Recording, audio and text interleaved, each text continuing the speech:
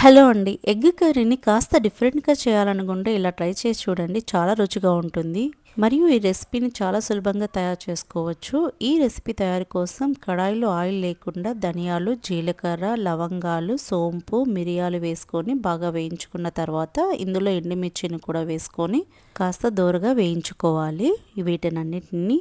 ఆ తర్వాత వెల్లుల్లి, ఎండుమిర్చిని కూడా వేసుకొని బాగా వేయించుకొని చల్లారబెట్టుకోవాలి. ఇవన్నీ కాస్త చల్లారిన తర్వాత మిక్సీ జార్లో వేసుకొని ఇందులో అల్లం కూడా వేసుకొని మిక్సీ పట్టుకోవాలి.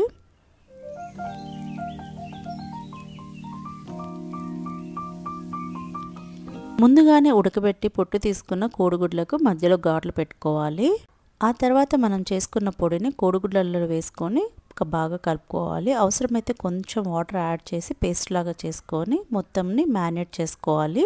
మ్యారినేట్ చేసుకున్న ఈ కోడిగుడ్లను 10 నిమిషాలు అలాగా ఉంచండి. తర్వాత కడాయిలో ఆయిల్ వేసి అది వేడయ్యాక ఇందులో చెక్క, లవంగాలు, జీలకర్ర వేసి తర్వాత పొడుగ్గా కట్ చేసుకున్న ఉల్లిపాయ ముక్కలు, పచ్చిమిర్చి, కరివేపాకు వేసుకొని బాగా వేయించుకోవాలి.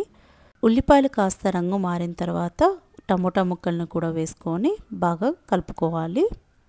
ఇవన్నీ కాస్త మగ్గిన తర్వాత ఇందులో పసుపు, రుచికి సరిపడా ఉప్పు వేసుకొని బాగా కలుపుకోవాలి.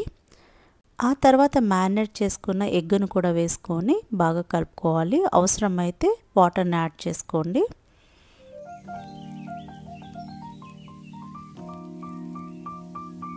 ఈ కర్రీని అంతటిని బాగా కలుపుకున్న తర్వాత మూత పెట్టి నూనె పైకి తేలేంత వరకు చిన్న మంట మీద అలా ఉడికించుకోవాలి.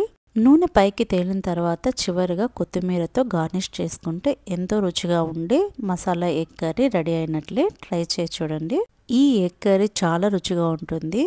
చాలా సింపుల్గా మనం ఇంట్లోనే తయారు చేసుకోవచ్చు. వేడివేడి అన్నంలోకి చాలా రుచిగా ఉంటుంది.